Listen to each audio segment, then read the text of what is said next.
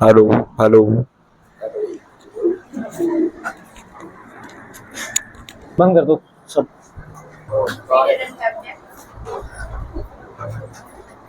आपका समझ आ गया वाला क्वेश्चन? कुछ समझ आए? कितने परसेंट? 70 60 कितना? सही से बताओ, मैं उसी हिसाब से प्रैक्टिस करवाऊंगा ना। अगर सारे आगे 100% क्लियर है, आगे सारे 80% से ऊपर समझ आ गया। 85। चलो ठीक है, ठीक है। जिस सबने कर रखा है यहाँ पे मेटल नॉन मेटल ना, एक एक बार तो सबने कर रखा है, ठीक है। तो तुमने नहीं किया ना? हाँ, तो कुछ आपने भी नहीं किया एक बार भी, ठीक है। तो आप दोनों से नहीं पूछेंगे, बाकी सब बताएंगे। तो चलिए ठीक है, वो तो बात सही है। चलिए ठीक है, मेटल्स को हम कैसे, क्या सर आपसे मैं कुछ नहीं बोलूंगा। है ना, पता चल गया ना क्यों? तुम आप बिल्कुल पास बैठे हो, ठीक है।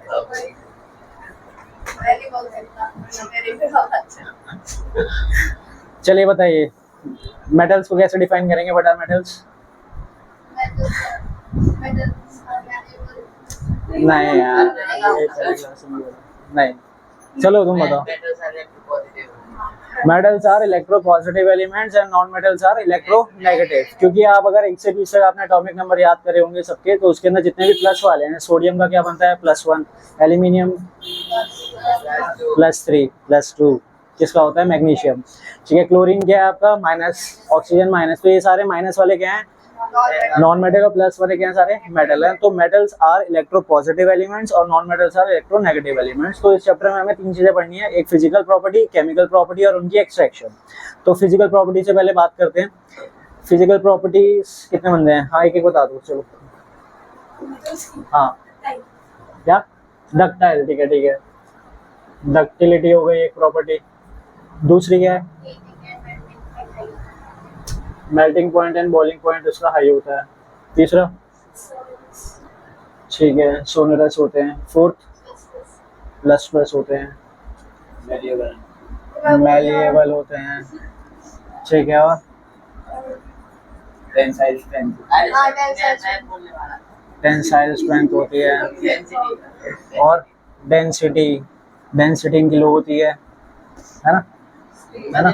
नहीं पता? हाई होती है, हाई होती है, अच्छा चलो ठीक है, मान लेते हैं। और कोई? स्टेट, स्टेट कौन सी स्टेट में रहते हैं ये? सॉलिड स्टेट में होते हैं, रूम टेम्परेचर पे, ठीक है। एक्सेप्शन बाद में देखेंगे। और कोई प्रॉपर्टी? हाँ जी, कंडक्टिविटी, बहुत ही इंपॉर्टेंट, लास्ट में लगाई है। और वो आगे कंडक्टिविटी में हो गया आपका, हीट हो गया, इलेक्ट्रिसिटी हो गया। और हार्ड होते हैं, ठीक है ना? चलिए ठीक है। अब बेस्ट और एक्सेप्शंस में आपको ध्यान रखना है, सारे सारे मेन एक्सेप्शंस देख लेते हैं। अगर हम बात करें डक्टिलिटी में, कोई एक्सेप्शन है? बेस्ट तो सर गोल्ड है। एक्सेप्शन अभी लास्ट में क्या बताया था? सोडियम पोटेशियम का क्या बताना है? सॉफ्ट मेटल है। ब्रिटल में एक ही बताया था, कौन सा? हाँ, जिंक। ब्रिटल में ध्यान रखो कौन सा? जिंक। सोडियम पोटेशियम क्या है? सॉफ्ट मेटल है। गोल्ड भी आपका सॉफ्ट मेटल होता है। 24 कैरेट गोल्ड ये है आपका, सॉफ्ट है। और 22 कैरेट का मतलब क्या है? कितना परसेंट गोल्ड है उसके अंदर? 22 कैरेट में कितना परसेंट गोल्ड है? लड़कियों को तो पता होगा। 100%। 22 में होता है 95, 94, देखो, हमें पता है कि 24 कैरेट जो है वो आपका क्या है? प्योर गोल्ड है, ठीक है। और अगर बात कर रहे हैं 22 कैरेट की, तो 80%। कितना आएगा? कितना बोला तुमने? 90%। ठीक है, इतना परसेंट है। ज्वेलरी वगैरह जो बनती है वो 22 कैरेट गोल्ड की बनती है। क्यों बनती है 22 कैरेट गोल्ड की? क्योंकि जो 24 का होता है वो सॉफ्ट गोल्ड होता है। हाँ, तो अभी तुमसे पूछ रहा हूँ, क्योंकि 24 कैरेट जो होता है वो सॉफ्ट होता है। अगर आपने 24 कैरेट की कोई आपने रिंग बनाया, नेकलेस बनाया, तो आप उसको जरा सा भी ऐसे करोगे या ऐसे करा, चटकाया, वो टूट जाएगा। 22 कैरेट का मतलब क्या है? उसमें 91% गोल्ड है, बाकी क्या होता है उसमें? कॉपर हो सकता है, निकल हो सकता है, जिससे उसकी स्ट्रेंथ आपकी बढ़ जाती है। 18 कैरेट में और कम हो जाएगा आपका, 14 कैरेट तो बेकार कचरा होता है, ठीक है, क्लियर है यहाँ तक। फिर उसके बाद आपका मेल्टिंग बॉइलिंग पॉइंट, सारे मेटल्स की लगभग हाई होती है एक्सेप्ट फॉर, हम बात करेंगे किसकी, जिनकी मेल्टिंग बॉइलिंग पॉइंट लो है, कौन है वो, रूम टेम्परेचर पे सीजियम और गैलियम, सीजियम और गैलियम मेल्ट हो जाते हैं रूम टेम्परेचर पे ही आपके, ठीक है। सोनरस सारे मेटल्स हैं लगभग, लस्ट्रस आपके सारे मेटल हैं लगभग, मैलेबल लगभग सारे मेटल हैं एक्सेप्ट, इसमें हम बात करेंगे किसकी, जिंक की। जिंक ब्रिटल जो है उसी की बात करेंगे हम, ठीक है ना, क्योंकि सोडियम के भी पैलेट्स आते हैं पतले पतले, तो ठीक है, हो सकता है वो प्रेस कर सकते हैं उसको, मैलेबल है। टेंसाइल स्ट्रेंथ, कितना स्ट्रेस झेल सकता है वो आपका, और सारे मेटल्स है वो, इसमें सॉफ्ट मेटल टेंसाइल नहीं होंगे आपके, ब्रिटल वाला जो है जिंक वो आपका टेंसाइल नहीं होगा। डेंसिटी सबकी हाई होती है except for sodium, potassium and calcium, क्योंकि ये पानी पे क्या करते हैं, फ्लोट करते हैं, ठीक है। देन उसके बाद स्टेट की बात करें तो सारे रूम टेम्परेचर पे सॉलिड स्टेट में एक्सेप्ट फॉर मर्करी जो कि लिक्विड स्टेट में होता है। कंडक्टिविटी, हीट और इलेक्ट्रिसिटी सभी करते हैं एक्सेप्ट फॉर, एक बताया था जो ध्यान रखना दोनों में, टंक्शन भी ठीक है, इलेक्ट्रिसिटी की उसमें आ जाएगा लेड। लेड, हीट और इलेक्ट्रिसिटी दोनों में याद रखो, एक एक एक्सेप्शन पूछना है तो सेफ साइड पे लेड याद रखो, वरना तो मर्करी भी है इलेक्ट्रिसिटी पुअर कंडक्टर, लेकिन वो गुड भी है, सेफर बल्ब में यूज होता है, मर्करी वेपर बल्ब में यूज होता है। इलेक्ट्रिसिटी में टंक्शन भी आ जाता है, लेकिन उसको भी हम यूज करते हैं, तो laid on the safe side आप ध्यान रख सकते हो। हार्ड होते हैं सारे मेटल्स एक्सेप्ट फॉर जो आपके सोडियम, पोटेशियम और आपका जिंक जो कि आपका ब्रिटल हो जाएगा। यहाँ तक क्लियर है। ये फिजिकल प्रॉपर्टी है। फिजिकल प्रॉपर्टी में सिर्फ आपको बेस्ट और एक्सेप्शन ध्यान रखना है, इसके अलावा ये नहीं पूछेंगे डिफाइन डक्टिलिटी, डिफाइन मैलेबिलिटी। हाँ, इसमें से ऐसे क्वेश्चन आ जाते हैं जैसे कि गोल्ड वाला पूछा कि गोल्ड 22 कैरेट का क्यों बनाती है, ज्वेलरी 24 की क्यों नहीं बनती, या फिर एल्यूमिनियम जो है यूटेंसिल्स बनाने में क्यों यूज करता है, नहीं तार थोड़ा बनानी है,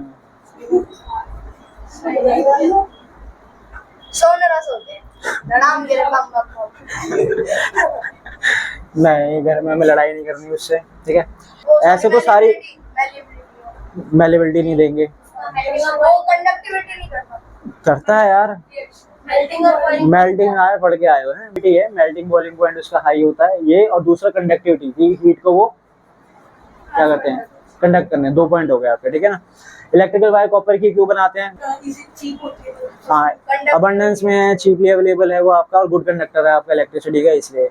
और क्या रह गया इसके अंदर, हाँ ज्वेलरी जो होती है जितने भी गोल्ड की क्यों बनाते हैं, गोल्ड की ज्वेलरी क्यों बनाते हैं, रेयर मेटल है, सॉफ्ट मेटल, सॉफ्ट नहीं बोलेंगे, और लस्ट्रस है बहुत ज्यादा वो, और डक्टाइल है, क्योंकि बहुत ज्यादा डक्टाइल है, बहुत ज्यादा लस्ट्रस है, चमकदार चीजें लड़कियों को पसंद आती हैं, इसलिए उनकी ज्वेलरी बन जाती है, ठीक है ना। गोल्ड सबको पसंद है। चलो फिजिकल प्रॉपर्टी क्लियर है ना, बस मैं इतना नहीं, वो केमिकल में आएंगे यार। केमिकल प्रॉपर्टीज में हमें एक बार ऑक्सीजन से रिएक्ट कराना है, एक H2O से कराना है, और एक बार हमें एसिड से कराना है। 3 ही रिएक्शन है, मेटल के साथ भी, नॉन मेटल के साथ भी। पहले ऑक्सीजन से बात करते हैं, तो जब कोई मेटल ऑक्सीजन से रिएक्ट करेगा तो क्या मिलेगा, मेटल ऑक्साइड मिलेगा, ठीक है। और कुछ खास टाइप के मेटल ऑक्साइड होते हैं, उनको क्या बोलते हैं, amphoteric oxides. Normally metal oxides का नेचर क्या होता है, बेसिक होता है। बेसिक क्यों होता है मेटल ऑक्साइड का नेचर, जैसे फॉर एग्जांपल आपके पास सोडियम ऑक्साइड है, ठीक है, आपने इसको पानी में डाला, ठीक है, ये क्या बना लेगा आपका, NaOH बना लेगा, तो ये आपका क्या है, बेस है। मेटल ऑक्साइड पानी के अंदर क्या बना रहा है, बेस बना रहा है, इसलिए इसका नेचर क्या है आपका, बेसिक है मेटल ऑक्साइड्स का।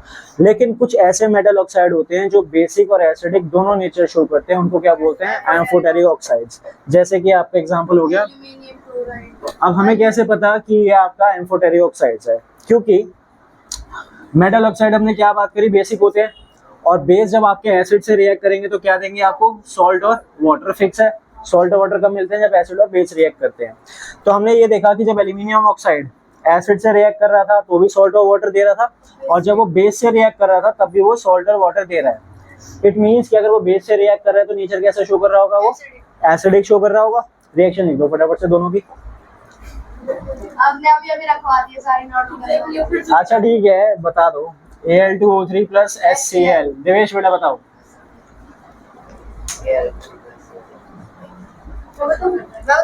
नहीं आप बताइए। AlCl 3 H2O, अच्छा ठीक है। और बेटा स्पर्श आप बताओ, Al2O3 प्लस NaOH, बताओ Na2O3 बताओ। ये उसमें शिट लोडिंग रिएक्टिविटी सीरीज देखना कोई NaAlO2 सोडियम एल्यूमिनेट, ठीक है। यहाँ पे कौन सा सॉल्ट बनेगा? सोडियम एल्यूमिनेट, क्योंकि अगर आप पेट वाली सॉल्ट है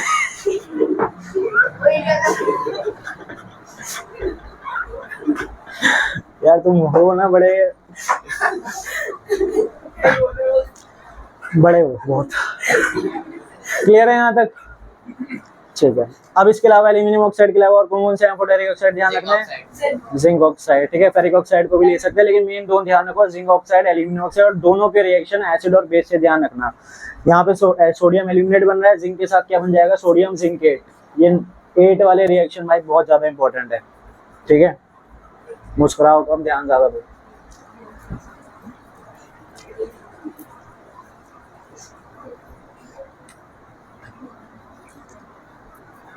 तुम्हें क्लियर है? यानी मेटल जब आपका ऑक्सीजन से रिएक्ट करेगा क्या देगा? मेटल ऑक्साइड देगा। मेटल ऑक्साइड का नेचर होता है बेसिक। बेसिक क्यों है? क्योंकि जब पानी में रिएक्ट करेंगे यानी पानी उसमें ऐड करेंगे तो क्या बना लेगा? वो बेस फॉर्म कर लेगा। लेकिन कुछ मेटल ऑक्साइड ऐसे होते हैं जो एसिडिक और बेसिक दोनों नेचर शो करते हैं, उनको क्या बोलते हैं? Amphoteric oxides. जैसे कि दो नाम ध्यान रखने हैं, एल्यूमिनियम ऑक्साइड और जिंक ऑक्साइड। कौन कौन से? ये एम्फोटेरिक ऑक्साइड है, ठीक है। ये हो गया आपका मेटल का ऑक्सीजन के साथ रिएक्शन। अब नॉन मेटल का ऑक्सीजन के साथ क्या रिएक्शन है? नॉन मेटल प्लस ऑक्सीजन क्या देंगे हमें? नॉन मेटल ऑक्साइड मिलेगा आपको एक। अब ये नॉन मेटल ऑक्साइड का जो नेचर होता है वो क्या होता है? एसिडिक होता है। एसिडिक क्यों होता है? क्योंकि जब नॉन मेटल ऑक्साइड को आप पानी में रिएक्ट कराओगे तो आपका क्या मिलेगा? H2CO3, यानी कार्बोनिक एसिड। क्या मिला हमें? एक एसिड मिला। तो इसलिए इनका नेचर क्या है? एसिडिक है। क्लियर है यहाँ तक? ठीक है। अब बात करते हैं पानी की। मेटल को रिएक्ट कराएंगे हम वाटर से। 3 टाइप के पानी से रिएक्ट कराएंगे। एक आपके पास है कोल्ड, एक हॉट और एक स्टीम, ठीक है। कोल्ड वाटर से जो आपको ध्यान रखना है, सोडियम, पोटेशियम और कैल्शियम। हॉट वाटर से मैग्नीशियम, और स्टीम से आपके पास आयरन और कौन सा है? एल्यूमिनियम, ठीक है। जिंक भी ले लो, ठीक है। और फिर आपके पास आ जाएंगे गोल्ड और सिल्वर और प्लेटिनम। ये आपके रिएक्ट ही नहीं करेंगे किसी भी टाइप से, क्योंकि ये कौन से? यहाँ पे इनर्ट नोबल हाइड्रोजन से नीचे आते हैं रिएक्टिविटी सीरीज में, ठीक है। अब जब ये कोल्ड और हॉट यानी पानी जब लिक्विड स्टेट में होगा तो आपको मेटल प्लस वाटर क्या मिलेगा? मेटल हाइड्रोक्साइड और साथ में हाइड्रोजन गैस मिलेगी। और अगर स्टीम की फॉर्म में होगा तो मेटल प्लस वाटर आपको क्या देगा? Metal oxide plus hydrogen gas. यानी दोनों केस में सिमिलरिटी क्या है? हाइड्रोजन गैस तो रिलीज होगी, और हाइड्रोजन गैस की पहचान क्या है? हिसिंग साउंड आएगी। पहले पहचान क्या है? हिसिंग साउंड आएगी, जिसका टेस्ट है बर्निंग कैंडल को लेकर आएंगे, पॉप साउंड के साथ वो बर्न करता है, ठीक है। अब जैसे सोडियम है, सोडियम जब आपका वाटर से रिएक्ट करेगा तो क्या बना लेगा? NaOH प्लस H2O, ठीक है। अब इसमें क्वेश्चन आपसे पूछ लेंगे कि what are the observations when sodium is reacted with water. जब वाटर को, हाँ, तो सबसे पहले तो बहुत ज्यादा हिसिंग साउंड आएगी, ठीक है। क्यों? क्योंकि इसमें ज्यादा अमाउंट में हाइड्रोजन रिलीज होगा। क्यों? क्योंकि सोडियम जो है वायलेंटली रिएक्ट करता है किसके साथ? पानी के साथ, क्योंकि बहुत रिएक्टिव होता है। तो बहुत रिएक्टिव है, वायलेंटली रिएक्ट करेगा, इसलिए हाइड्रोजन ज्यादा रिलीज होगी, हिसिंग साउंड ज्यादा आएगी। पहला तो ये हो गया ऑब्जर्वेशन। दूसरी, एक्सोथर्मिक रिएक्शन होता है बहुत ज्यादा, इतना कि इसमें आग भी लग सकती है, तो कैच फायर। और तीसरा, क्योंकि वायलेंट रिएक्शन है तो पानी के ऊपर स्टेबल नहीं रहता, इधर से उधर फुदकता रहता है, डांस करता रहता है, इन द सेंस यहाँ से वहाँ, यहाँ से वहाँ जाता जाएगा। क्लियर है यहाँ तक सोडियम का? ठीक है। पोटेशियम का भी सेम यही हाल है, इसलिए इनकी इस प्रॉपर्टी से जो क्वेश्चन बनता है वो ये कि सोडियम और पोटेशियम को केरोसिन ऑयल में क्यों स्टोर करके रखते हैं? क्योंकि sodium potassium are highly reactive metals, they will react with the oxygen और moisture present in the air, so to cut off the supply of oxygen and moisture we kept in kerosene oil. समझ गए बात? क्या समझे? Captain kerosene oil क्यों?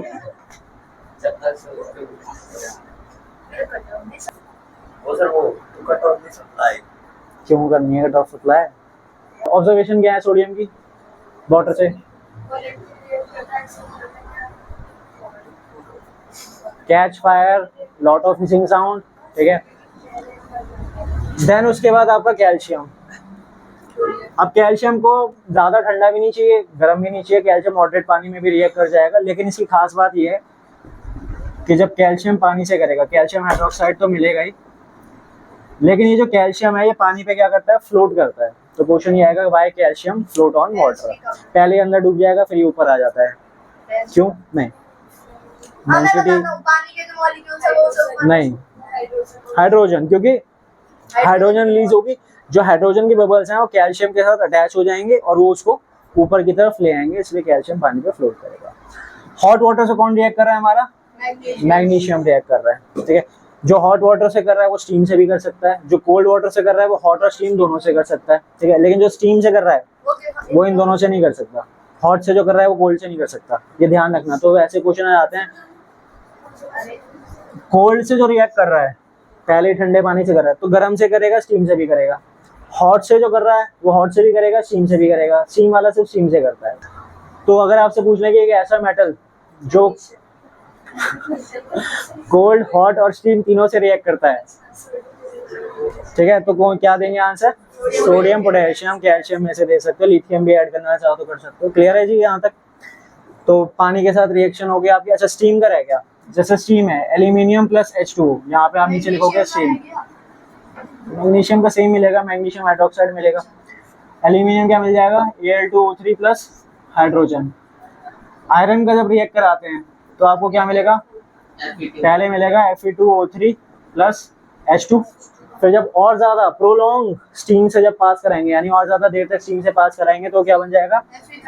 Fe3O4 बन जाएगा। यहाँ तक क्लियर है? कोई दिक्कत? तो ये पानी के साथ भी इसके रिएक्शंस हो गए। अब आते हैं एसिड के साथ। अच्छा, नॉन मेटल्स का पानी के साथ क्या लेना देना है? सर जिंक रह गया, वो एक ही है। क्यों नहीं करते बेटा रिएक्ट? जी बिल्कुल, क्यों नहीं डिस्प्लेस कर पाते?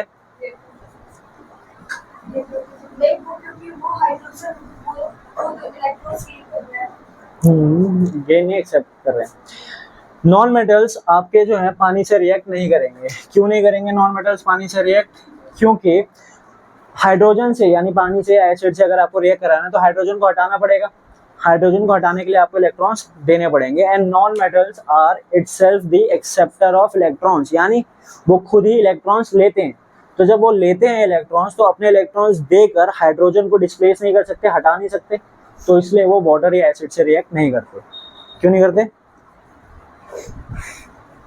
क्या? पानी के साथ क्यों नहीं रिएक्ट करते नॉन मेटल? पहले ये बताओ। क्योंकि नॉन मेटल जो होते हैं वो खुद एक एक्सेप्टर होते हैं और उन्हें डिस्प्लेस करने के लिए इलेक्ट्रॉन्स देने पड़ेंगे। हाइड्रोजन को वाटर से डिस्प्लेस करने के लिए आपको इलेक्ट्रॉन्स देने पड़ेंगे, जो कि वो दे नहीं सकते, इसलिए ना ही वाटर से करेंगे ना ही एसिड से करेंगे। क्लियर है जी? एसिड के साथ क्या लेना देना है मेटल्स का? Metal plus acid gives salt plus hydrogen gas, ठीक है। जैसे फॉर एग्जांपल आपका एल्यूमिनियम है, साथ में ले लेते हैं H2SO4, क्या मिलेगा आपको? Al2SO4 plus H2।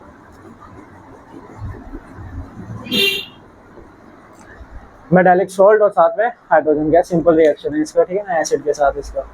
कौन से मेटल हैं जो एसिड से भी रिएक्ट नहीं करेंगे? Gold, platinum. Gold, platinum, silver जो है वो ना ही एसिड से करेंगे ना ही वाटर से करेंगे, क्योंकि वो रिएक्टिविटी सीरीज में हाइड्रोजन के नीचे आते हैं। कॉपर का सीन क्या है? कॉपर क्या एसिड से रिएक्ट कर जाएगा? लेकिन ये एडवाइस की जाती है कि कॉपर वेसल्स में हमें सारी चीजें नहीं रखनी चाहिए। हाँ, तो इसमें हम ये लिखेंगे कि कॉपर जो है वाटर से या एसिड से इंस्टेंटेनियसली रिएक्ट नहीं करेगा, स्लोली रिएक्ट करेगा, टाइम लेके, ठीक है ना, करता है लेकिन। और क्यों कर देता है? हाइड्रोजन से तो नीचे आ रहा है, जस्ट बिलो है, इसलिए वो थोड़ा टाइम लेता है और उससे रिएक्ट कर लेगा वो आपका। क्लियर है जी? क्या क्लियर है? हाइड्रोजन से जस्ट नीचे आता है इसलिए वो रिएक्ट करेगा, स्लोली प्रोसेस होती है इससे रिएक्ट करने के लिए। ठीक। और नॉन मेटल्स अगेन आपके एसिड से रिएक्ट नहीं करेंगे आपके। इसके अलावा भी प्रॉपर्टी है, जैसे हाइड्रोजन से मेटल का रिएक्शन, क्लोरीन से मेटल का रिएक्शन, वो इतनी खास नहीं है, वो बस एक बार ऊपर से रीड कर लेना। मेन आपकी ये तीन प्रॉपर्टीज हैं, जनरली इसी में से क्वेश्चंस आपके आते हैं। दो नीचे हुआ वो भी कट जाएगा। तो आ तो गया गोल्ड, और वो नहीं कर रहे ना वो, ठीक है ना। ये हो गया मेटल केमिकल प्रॉपर्टीज हो गई। अच्छा, नो चाहिए। मेटल जब आपके रिएक्ट कर रहे हैं एसिड के साथ तो हमें क्या मिल रही है, हाइड्रोजन गैस मिल रही है। लेकिन HNO3 के साथ जब रिएक्शन होती है, जैसे कि Na प्लस HNO3, हाँ, अब इसमें क्या होगा, हाइड्रोजन गैस नहीं आएगी। क्यों नहीं आएगी?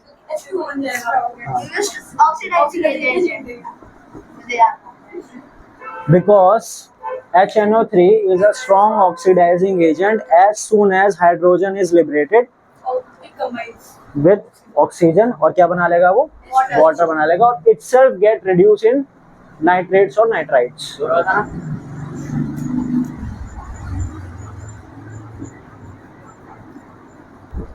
अब कौन से ऐसे मेटल हैं जिसके साथ वो हाइड्रोजन गैस दे देगा? अरे वो मैग्नी दोनों का क्या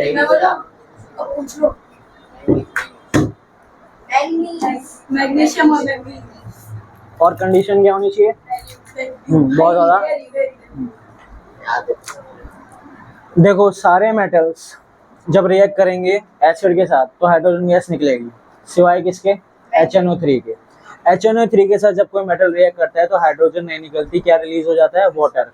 क्योंकि HNO3 एक ऑक्सीडाइजिंग एजेंट है, मतलब वो अपनी ऑक्सीजन को दे देगा। जैसे हाइड्रोजन निकली, उसने अपनी ऑक्सीजन दे दी, तो क्या बन गया, कंबाइन होके H2O बन गया, ठीक है। लेकिन इसमें एक्सेप्शन क्या है, अगर आपके पास मैग्नीशियम या फिर मैंगनीज है, ठीक है, और एसिड आपने ले रखा है वेरी डाइल्यूट, तो इस केस के अंदर वो क्या कर जाएगा, हाइड्रोजन गैस वो आपका रिलीज कर देगा इन दो मेटल्स के साथ। किसके साथ, मैग्नीशियम और मैंगनीज के साथ।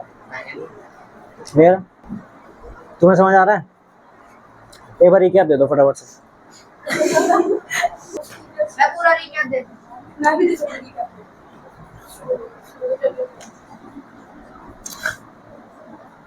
चलिए देखिए सर थक गए तुम्हारी हरकतों से।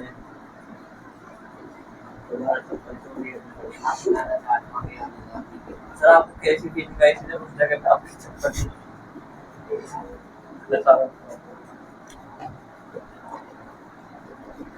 अब यहाँ पे देखो जो टॉप के आ रहे हैं रिएक्टिविटी सीरीज में, वैसे तो बहुत सारे हैं, आपको जो करने हैं मेटल्स जो अच्छे से बाय हार्ट करने हैं वो आपके पास है, दूर है, sodium, potassium, calcium, zinc, mercury और कॉपर।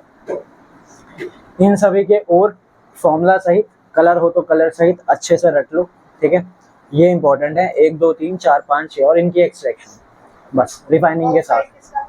एल्यूमिनियम का वो तो नहीं है 95% जो आपका आता है, एल्यूमिनियम कहाँ गया, अच्छा ये एल्यूमिनियम है, सॉरी। 95% जो आता है वो आपका एल्यूमिनियम या जिंक में से ही आता है, या तो आपको एल्यूमिनियम का दे देंगे या फिर आपको जिंक का दे देंगे। कॉपर मरकरी का आ जाता है, ऐसी बात नहीं, लेकिन इन दोनों का सबसे खास करना है। मिनरल्स क्या होते हैं, जो और जिनमें से हम और निकाल सकें। मिनरल्स नेचुरल अकरिंग सब्सटेंस जिसके अंदर आपका मेटल नॉन मेटल का कंटेंट आपका प्रेजेंट होता है, और ऐसे मिनरल जिसमें से आप मेटल को प्रॉफिटेबली एक्सट्रैक्ट कर सकते हो।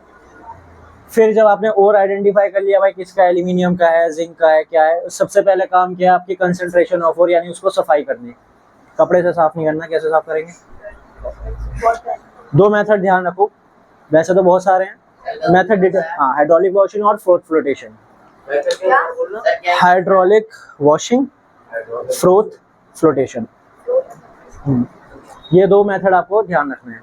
क्या होते हैं, क्या डिटेल है इसके, वो जानने की जरूरत नहीं है, पहले इतना कर लो। जब ये सब हो जाएगा ना अच्छे से, फिर जब एक्स्ट्रा सवाल पूछोगे तो मैं बता भी दूंगा। यहाँ तक क्लियर है, ठीक है। अब इसके बाद जो कंसंट्रेशन किया उसमें सेपरेट क्या हुआ हमारा, मेटल ऑक्साइड। अरे गैंग, आज तृप्ति बढ़ गया, ये लगता है सिर्फ आता है। गैंग हमारा क्या होता है, सेपरेट। तो गैंग क्या है, इम्प्योरिटीज प्रेजेंट इन दी ओर, ये आपकी क्या हो गई है, सेपरेट। अब आपके पास ज्यादा अमाउंट में क्या है, और आपके पास प्रेजेंट है। अब आपने देखा, मान लो और है आपके पास एल्यूमिनियम ऑक्साइड या बॉक्साइड का और है, तो क्या करेंगे, उसका हम इलेक्ट्रोलिसिस करेंगे, उसके मोल्टन ऑक्साइड या मोल्टन क्लोराइड का। जैसे आपका था ना, इसमें सोडियम और एल्यूमिनियम ले लेते हैं, तो ये प्रेजेंट होगा क्लोराइड की फॉर्म में, ये प्रेजेंट होगा ऑक्साइड की फॉर्म में। तो इन्हीं के ही मोल्टन फॉर्म की क्या करनी है, हमें इलेक्ट्रोलिसिस करनी है। कैसे करेंगे, एल्यूमिनियम की कर लेते हैं, ठीक है। इलेक्ट्रोलाइट क्या लेंगे हम, NaCl का सॉलिड, एल्यूमिनियम की करा रहे हैं ना, तो मोल्टन एल्यूमिनियम ऑक्साइड लेंगे हम इसमें, इलेक्ट्रिसिटी पास कराएंगे। एल्यूमिनियम ऑक्साइड आयनिक कंपाउंड है, इलेक्ट्रिसिटी पास करता है किसमें, मोल्टन और एक्वस में। किसमें नहीं करता आयनिक, ध्यान ही नहीं है सर में। आयनिक कोवलेंट पढ़े थे, नहीं होंगे ना ध्यान। पढ़े थे। Ionic compounds conduct electricity in molten and aqueous form but do not conduct electricity in the solid form because force of attraction are very strong in the solid form. There is no free electron, but in aqueous और molten form जिसकी वजह से वो electricity conduct कर पाते हैं। तो इसलिए हमने क्या लिया, इसका मोल्टन फॉर्म लिया, एल्यूमिनियम ऑक्साइड एक आयनिक कंपाउंड है। इलेक्ट्रिसिटी पास होगी, आपका क्या हो जाएगा, एल आपका अलग हो जाएगा और ऑक्सीजन आपका सेपरेट हो जाएगा। एल्यूमिनियम जो आपका सेपरेट हुआ किस पे इकट्ठा होगा, कैथोड पे होगा, और ऑक्सीजन किस पे इकट्ठा होगा, एनोड पे होगा। इसकी एक एक रिएक्शन है, एथोड कैथोड और एनोड वाली, ठीक है ना, वो आपको ध्यान रखनी है इसके अंदर। यहाँ तक क्लियर है। एक्सरसाइज इसमें जो आपको मेटल मिलेगा किस फॉर्म में मिलेगा, बिल्कुल प्योर फॉर्म में मिलेगा, फर्दर इसकी रिफाइनिंग करने की जरूरत नहीं होती है आपको। क्लियर है जी। अगर ये आपका सोडियम क्लोराइड बोल देंगे तो यहाँ पे बस क्या चेंज हो जाएगा, NaCl। इनकी बस कैथोड और एनोड की रिएक्शन याद रखनी है क्या है। क्लियर है जी। अब बात करते हैं मॉडरेट की। मॉडरेट के अंदर आपके पास या तो सल्फाइड और मिलेगा या फिर कार्बोनेट और मिलेगा। सल्फाइड मिलेगा, सल्फेट नहीं मिलेगा। आपने हर जगह सल्फेट लिखा हुआ है, ठीक है। तो या तो सल्फाइड या फिर कार्बोनेट। जैसे जिंक ले लेते हैं तो ये आपके पास है ZnS और एक आपके पास है ZnCO3, जिंक ब्लेंड और कैलेमाइन। अब इसी में डिफरेंस आ जाएगा, क्या करते हैं सल्फाइड और के साथ हम क्या करते हैं, रोस्टिंग, और इसके साथ कैल्सिनेशन। ये भाई इंपॉर्टेंट टॉपिक है, कैल्सिनेशन और रोस्टिंग। क्या फर्क है रोस्टिंग और कैल्सिनेशन, एक सेकंड, ये बोलना चाह रहे हैं, इन्होंने बोला नहीं अब तक। ये होता है in the presence of oxygen में, क्या करते हैं इसको मिक्स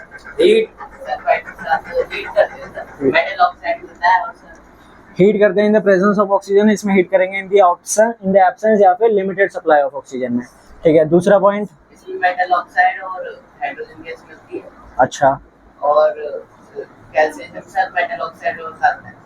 अच्छा नहीं, और कुछ, दोनों में हीट होती है, सल्फाइड और कन्वर्टेड इनटू, देखो पहला तो डिफरेंस ऊपर ही लिखा हुआ है।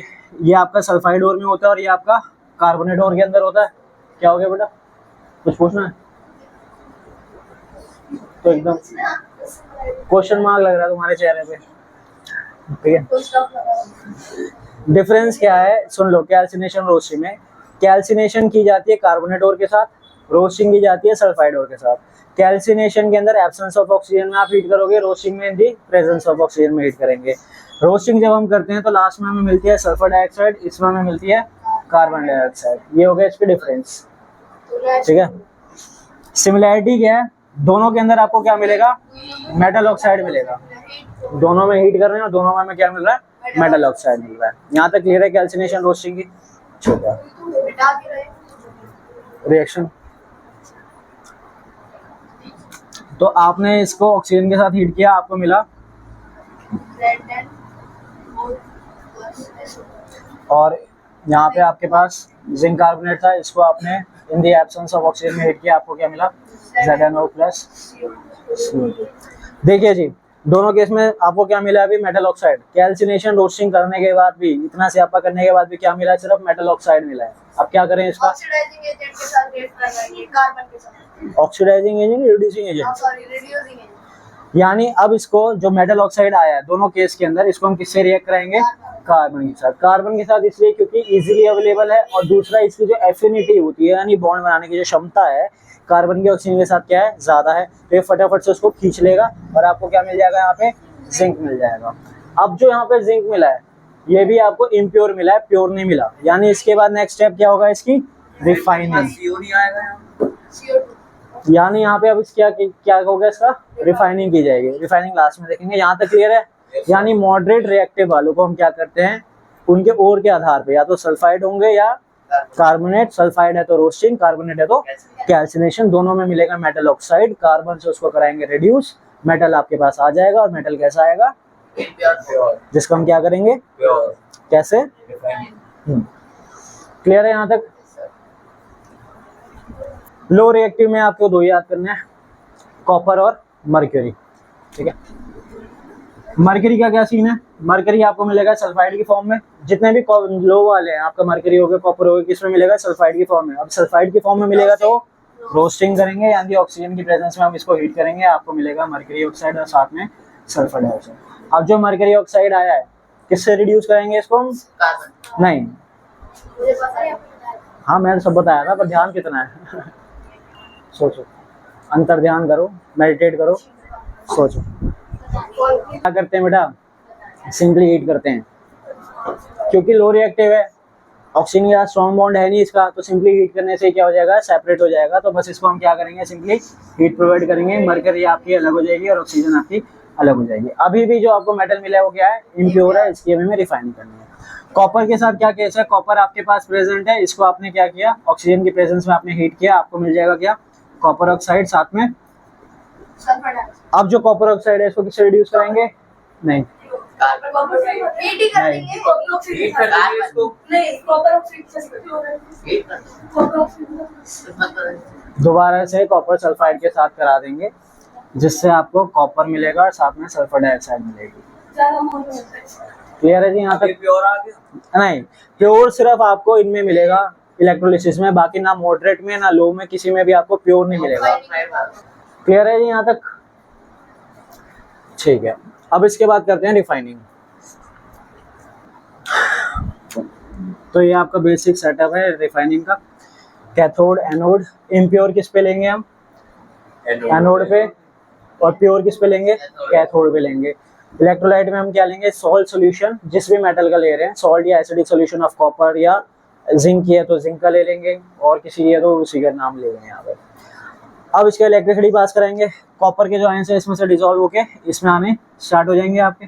कॉपर मेटल है, पॉजिटिव होता है, किस पे इकट्ठा हो जाएगा, इस पे इकट्ठा होता जाएगा, तो धीरे धीरे ये आपका एनलार्ज होता चला जाएगा और ये शेप आपकी कम होती चली जाएगी, ठीक है ना। तो धीरे धीरे प्योर सारा इस पे आ गया, इम्प्योर सारा नीचे। अब जो इम्प्योरिटीज है वो सारी कहाँ इकट्ठी हो जाएगी, एनोड के नीचे, इसको हम क्या बोलते हैं, एनोड मड।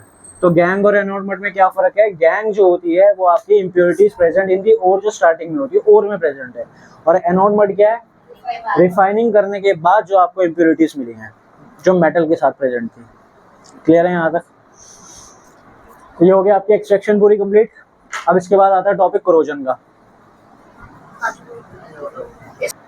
कोरोजन क्या हो गया बेटा, तबीयत ठीक है, बोर हो गए हो, बंद कर दूं, नहीं झेला जाए तो बता दो, मैं जबरदस्ती नहीं पढ़ना कुछ भी, नहीं पढ़ा दो, ऐसे नहीं सब पढ़ा दो, मैं तो सुन लूंगी। समझ आ रहा है तो बताओ, कैच कर पा रहे हो इतना, ये तो अपनी मस्ती में मस्ती रहता है। देखो सर, देखो कैल्सिनेशन आ गया, रोस्टिंग आ गया, रिफाइनिंग आ गया। कोरोजन, कोरोजन में क्या क्या ध्यान रखना है, एक तो उसका नेम, कलर, फॉर्मूला और कॉज, ठीक है। पहले बात करते हैं हम, चलो सिल्वर की ले लेते हैं। सिल्वर क्या है, सिल्वर ठीक है, फॉर्मूला हो गया Ag2S। कलर क्या है इसका, ब्लैक। कॉज क्या है इसका, सल्फर या सल्फर का कोई भी कंपाउंड, सल्फर डाइऑक्साइड हो गया, हाइड्रोजन सल्फाइड हो गया, ठीक है, सल्फर का कोई भी। नेम क्या है, सीधा सिल्वर सल्फाइड, ठीक है, सिल्वर सल्फाइड। हाँ जी, फर्स्ट में पूरा बता दिया था, ये आता थर्ड में बेसिकली। सिल्वर का क्लियर है, ठीक है। फिर आयरन की चलो बात कर लेते हैं। नाम क्या है इसके, नाम है अलग से, नाम है इसका रस्ट, ठीक है। कलर क्या है इसका, रेडिश ब्राउन। फॉर्मूला क्या है,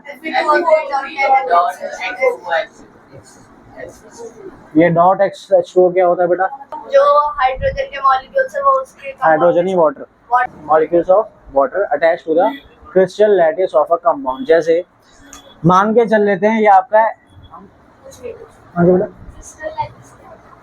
क्रिस्टल लैटिस ना एक भारी टेक्निकल टर्म है, सिंपल बोले तो क्रिस्टल का स्ट्रक्चर। क्रिस्टल क्या है, आयनिक कंपाउंड, आयनिक कंपाउंड का जो स्ट्रक्चर है उसको क्रिस्टल लैटिस बोल देते हैं, ठीक है। मान लेते हैं ये आपका आयरन ऑक्साइड का स्ट्रक्चर है, मान लेते हैं, ऐसा होता नहीं है, ठीक है। तो इसका मतलब ये है कि वाटर के मॉलिक्यूल्स जो हैं, वाटर के मॉलिक्यूल इस स्ट्रक्चर के साथ क्या है, अटैच्ड हैं, पानी नहीं है वो, ठीक है, इसके अंदर पानी नहीं जुड़ा, वाटर के मॉलिक्यूल्स के साथ जुड़े हैं, वो गीला नहीं है, सॉल्ट आपका, ठीक है ना। एक्स क्यों लिया है, क्योंकि इसमें नंबर ऑफ वाटर के जो है, क्योंकि डिपेंड करता है कितना एक्सपोज हुआ है वाटर से, मॉइस्चर से। क्लियर है। कॉज क्या है इसका,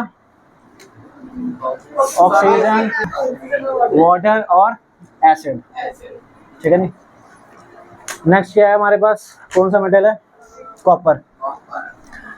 इसका क्या है, बेसिक कार्बोनेट की लेयर आती है, ठीक है। कलर क्या है इसका, ग्रीन। कॉज में आएगा ना बेसिक कार्बोनेट, कॉज में आएगी कार्बन डाइऑक्साइड, ठीक है। फॉर्मूला क्या है इसका, ब्रैकेट में OH2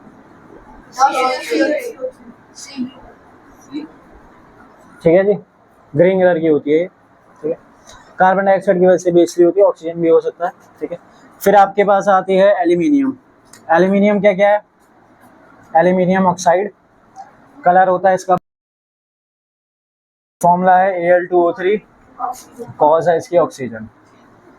इन चारों में से बेनिफिशियल किसकी है, एल्यूमिनियम एल्यूमिनियम की है। क्यों, क्योंकि एक बार जब एल्यूमिनियम के ऊपर ऑक्साइड की लेयर आ जाती है, वो उसको फर्दर कोरोड होने से बचाती है, और वो जो आपका मेटल है वो क्या हो जाता है, स्ट्रांग हो जाता है। और इसी प्रोसेस को जब इंडस्ट्रियली किया जाता है तो उसको क्या बोलते हैं, एनोडाइजिंग।